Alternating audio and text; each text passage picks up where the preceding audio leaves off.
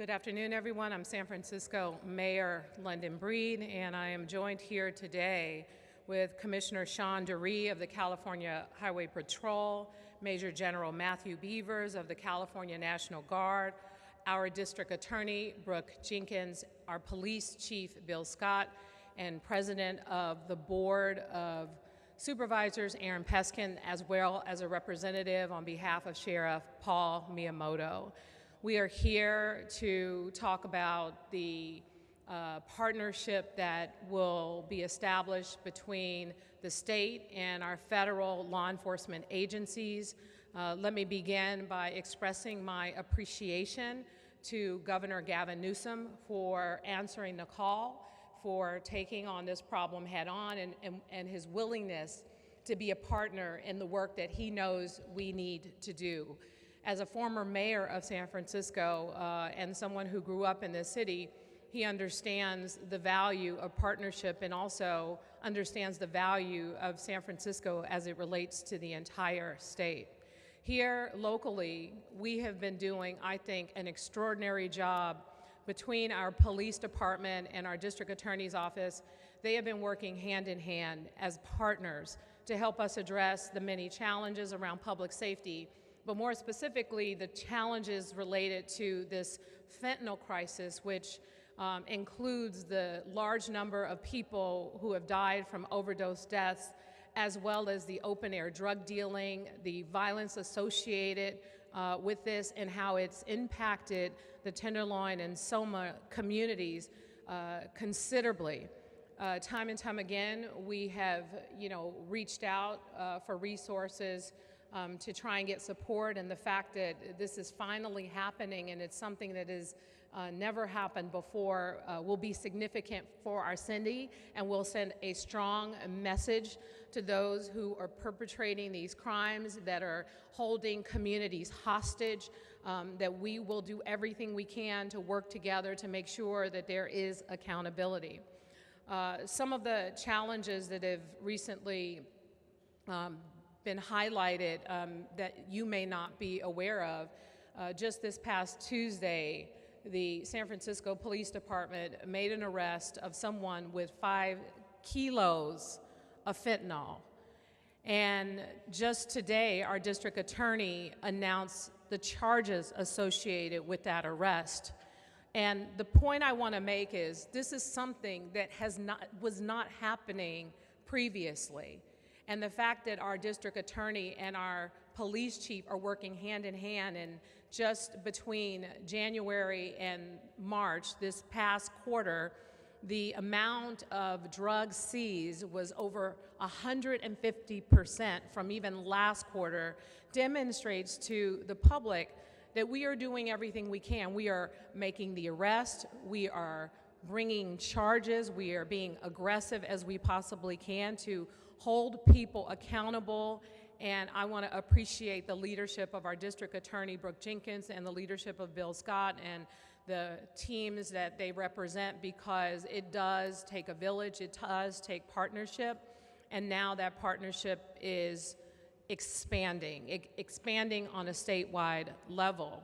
And so we are appreciative to have our state representatives here to talk about some specifics of what they plan to do, but we will not provide all of the details of what we plan to do to the public, just the basics. We know that when this plan was first mentioned, when the governor came to San Francisco with the Attorney General Rob Bonta and they did a walk in the Tenderloin, they heard the pleads and the cries of the community asking for help, asking for something different.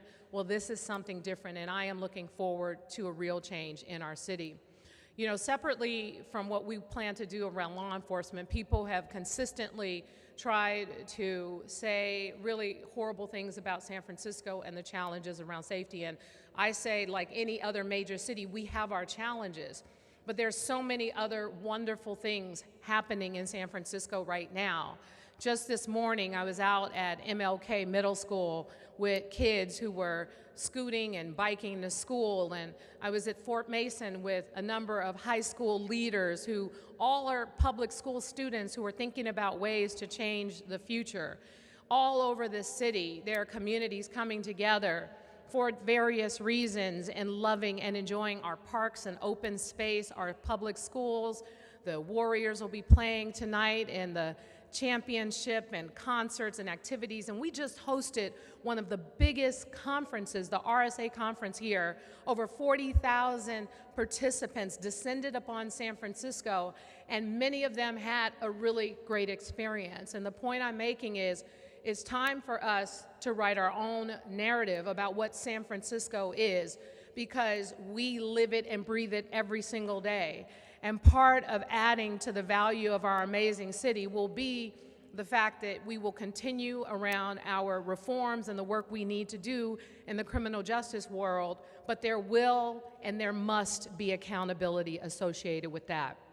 And so with that, to talk a little bit more about what our collaborative plans are is Commissioner Sean Dury of the California Highway Patrol.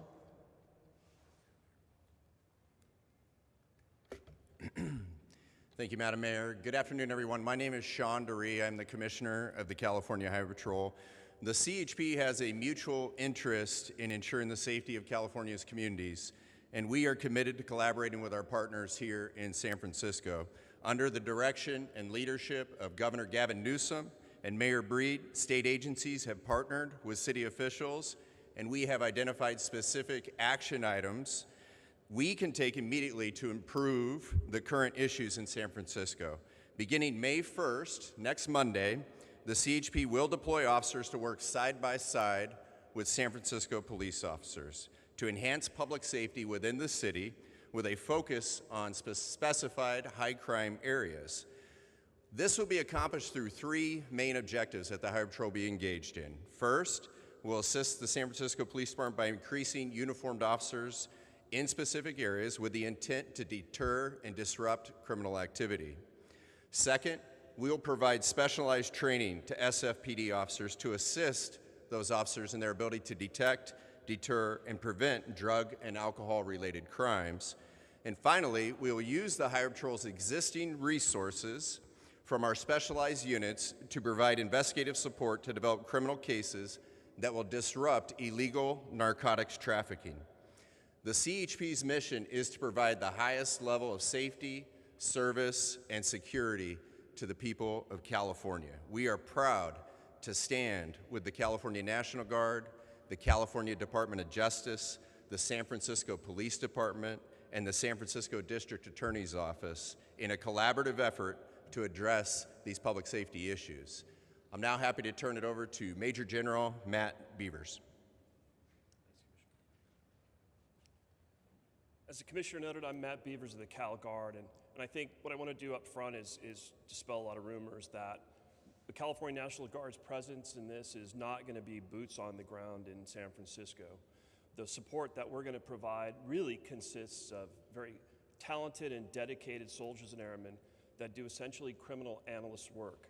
And that's taking a look at all the information that gets generated by law enforcement agencies, taking that information, synthesizing it into actionable information that we can map cartel networks, both operating in the city and outside the city, understand those networks, build a common operating picture of it, and then work to dismantle those networks. And I think that's hugely important. We have about 14 or 15 folks that are working on the ground today, supporting the Northern California high-intensity drug trafficking area. And we have proven success in this area. I'll give you an example. In San Diego, the San Diego and Imperial high-intensity drug trafficking area where we support, in the last month, in March alone, almost $50 million of fentanyl seizures that our soldiers and airmen supported. So we can do it in San Diego, and we intend to replicate it and do the same work here in your city. And with that, I'll be followed by District Attorney Brooke Jenkins. Ma'am. Good afternoon. I first want to say thank you to Governor Gavin Newsom, as well as General Beavers from the National Guard, as well as Commissioner Dury from the California Highway Patrol for offering their assistance with tackling the open-air drug markets here in San Francisco that Chief Scott and our departments have both been working very vigorously to address over the last 9 months together. What we know is that this is not a problem that's easily solved. And the more support and collaboration that we have allows us to address this problem more expeditiously. And so I'm very excited about the prospect of this collaboration and this new partnership. This was an opportunity that, at least from the vantage point of the National Guard, that was offered to my office about a year or two ago and was declined. That was not in the best interest of San Francisco. What's in the best interest of San Francisco, and particularly communities like the Tenderloin and in South of Market, they deserve to make sure that they get to walk down the street without the situation that we currently see. An additional benefit of this collaboration is how it will assist us in the prosecution of these cases. More recently, we have experienced that many of our criminal defendants in the area of narcotics dealing are asserting a human trafficking defense. It requires significant evidence on our part in order to rebut that defense. And so I am very excited at the prospect of having additional resources to be able to dispel the notion that people are not here dealing drugs of their own accord, because that is clearly what is happening. Today, we announced charges against an individual, as the mayor pointed out, who was in possession of 5 kilos of fentanyl. That could kill more than this entire city. That individual, we argued, should be detained based on the public safety risks that he presents, and the judge at this point has agreed to that detention. We are moving the ball forward in trying to keep San Francisco safe, and as I've said, this partnership will only allow us to do that on a higher level. And at this time, I will bring up Police Chief Bill Scott. Thank you, District Attorney Jenkins. And I'd like to start my remarks by thanking our Mayor, London Breed, for reaching out to Governor Newsom. I also like to thank Governor Newsom, and I want to thank all of our partners that are here with us today, as well as our Board of Supervisors, President Aaron Peskin, who's here with us today and is a supporter of making our city a safe city. So I'm going to fill in some of the blanks with some of what you've heard here. The Tenderloin and the epicenter of the crisis that we're having with fentanyl is a very small area, about a square mile, generally, about a square mile. San Francisco police officers have made 269 arrests in a very small area in the course of 4 months. When you think about that, think about your own community, and think about a 10-block radius from where you live, and think about 269 drug dealers dealing poison on the streets being taken from your community. That is what the people who live and work in the Tenderloin have to deal with day in and day out. And that has to stop. Our police officers have confiscated 39,000 grams of fentanyl year to date. The conversion, that's about 85 pounds of fentanyl. That's a lot of death and destruction. Think about it for a second. And that is exponentially higher than what we seized this time last year. We are working very hard as a city to address these issues, but it's not enough. And that is why we have our partners here. That is why we have Commissioner Duryea and General Beavers and their respective organizations here to help us. And we need the help. I want to make a few things very clear. This city is committed to policing the right way, to policing with dignity and respect, to respecting the people who live, work here, and even respecting the people who commit crimes here. And our partners are here to enhance that. Nothing short, nothing more, nothing less. They will enhance the values of this city. Most of us who live here and work here, the mayor has led this charge, our district attorney, D.A. Brooke Jenkins, myself, Assistant Chief Azar from the San Francisco Police Department who are here, Supervisor Peskin, and almost every public official in this city have heard over and over again that this has to stop. People are fed up with it, we are fed up with it, and our attention needs to be on the people who are causing the problems. not on each other. Our attention needs to be on the drug dealers that are making all this happen. And that is exactly where our focus will be. We know this is not a San Francisco alone problem. We know that these people who deal drugs on our streets have tentacles in other cities, in other states, and perhaps in other countries. And we have to do everything we can to bring every resource to bear to identify every piece of these networks that are killing people in our city, and we have to dismantle them. And that is exactly what we intend to do. And whether it be DA Jenkins and her state prosecutions, or whether it be federal prosecutions, we will do what we need to do to make this problem better. Because together we are stronger. So I want to again thank all of our partners for being here. I know there's a lot of questions, and I think at least the general questions have been answered. What's the National Guard's role? What's the CHP's role? We are blessed to have a leader to pull this all together in our mayor, and we're going to do everything that we can to work together to solve this problem. And with that, I will open it up for questions. Chief, this focuses on fentanyl. What about people selling crack and heroin? Are they going to pass? Yeah, we still arrest them too. We seize crack, cocaine, powder crack, meth. We see a garden variety, but when you look at the medical examiner's reporting of the last couple of years, and this year is no exception, what's leading the charge and killing people in this city is fentanyl, by far. It's not even close. So that is why we have focused on fentanyl, because that's what's literally killing us right now, and we will continue to focus on that. But we do make arrests and seizures for all those other illicit drugs as well. Sure. General, you talked about the cartels. Yes. How does that factor into what we're seeing here on the streets? I think it's appropriate place to start. The drugs that come into our cities across our state, it's not independent of each city. It's not independent of each county. It's fundamentally transnational criminal organizations that bring narcotics into our state and into our cities. So if we start from there, if we look through that prism, I think it gives us a good jumping off point to do the tough analytical work to determine who those folks are and understand their network and their associations and then go after dismantling them.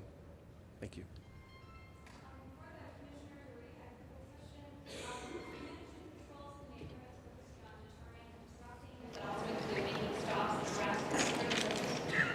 Yes, ma'am. Just the mere presence of our officers being there with the SFPD officers, we believe, will help deter and disrupt criminal activity. Our officers are trained in criminal apprehension. They will take action if they see it and make appropriate arrests. Let me be clear, we're not coming in here to take over. The Highway Patrol is going to supplement San Francisco's efforts, and we'll complement them in those efforts.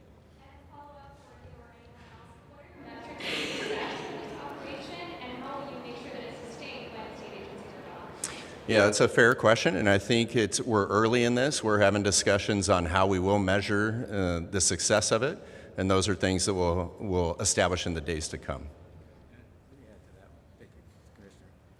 You know, the most immediate measure of success is we have to see a change in the streets.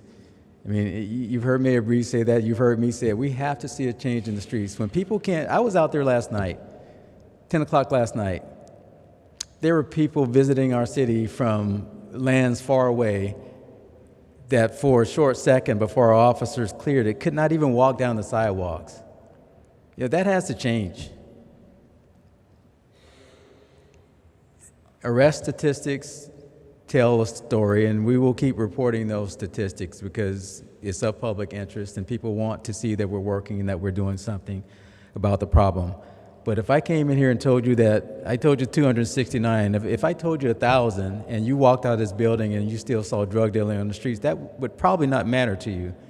And if you had to see that every day, you probably don't care about any statistics that we bring before you. So we have to see a change in the streets. And we have to see a change in behavior, more importantly, you know, it's not okay to do what people are doing. And it's not okay not only to deal drugs on the streets, but to use drugs on the streets. And if anybody thinks that's okay, you know, it's not. What are your goals for the program? Like, what do you expect to see within how many months? Like, do you expect that Tenderloin to be clean in half a year, or like what are your expectations for us? Well, these things take time, but we do expect to see some immediate changes. You know, here's the reality, and our officers see it every day, and many of you see it every day. When we deploy large amounts of officers in areas in the Tenderloin or anywhere else in the city, the problem tends to go away while we're there. Now, that's not the long-term solution because sometimes that can be unsustainable, but at least temporarily that'll go away. So we want to disrupt this behavior. We want to make it difficult for people to come in this city and county and do what they've been doing, and that's dealing drugs. The longer-term plan, as many of our speakers have said today, you know, there's an analyst piece. There's dismantling the organizations that are bringing these drugs to our streets. There's prosecutions, both state and federal prosecutions. And at the end of all this, what we want to see is some of these organizations go away and be dismantled. That's a sign of success, because when that happens, you won't see what you see right now on our streets. I can't tell you. I know what the commitment is from these people that are standing here. Right now, we're going to do whatever we need to do, and the mayor and the governor will get together and decide. We're trying to build this for sustainability, you know, and part of that process is putting infrastructure in place or enhancing infrastructure that already exists so we can sustain the effort. The last thing we want to do is clean the streets up for a week, 2 weeks, a month, and then everybody goes back to their regular way of doing things, and then it starts all over again. We have to sustain this effort, and so that's how we're trying to build this. You're talking local, states, and what about global? These other countries that are manufacturing, we know that are sending narcotics to different places, and they're sending these drugs back to America. What about that particular type of action? Who's dealing with that? Well, our federal partners are definitely dealing with that, and that's a little bit of what General Beavers, you know, was talking about with the work that they're doing in San Diego. This takes partnership. I mean, that question, the answer to that question is this takes partnership, and no one organization that's standing before you can do this alone. And people who do this, people who deal, people who distribute, people who bring narcotics to any city, they don't care about borders. They don't care where the county lines are, the city lines are. All they care about is making money, and they kill people in the process.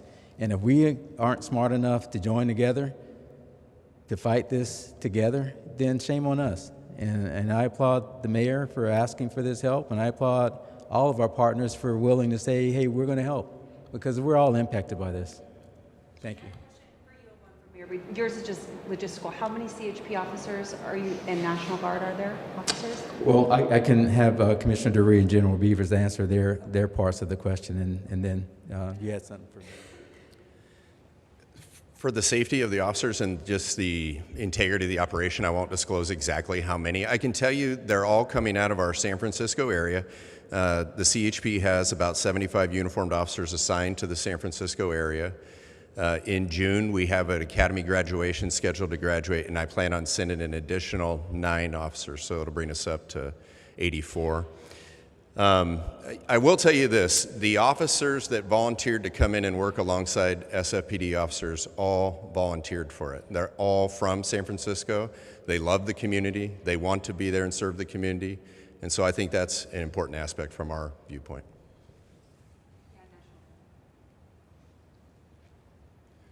So we have 14 criminal analysts currently assigned to the Northern California high-intensity drug trafficking area. Those 14 will be assigned a multi-jurisdictional task force that will include the folks that are up here on the stage today. So 14.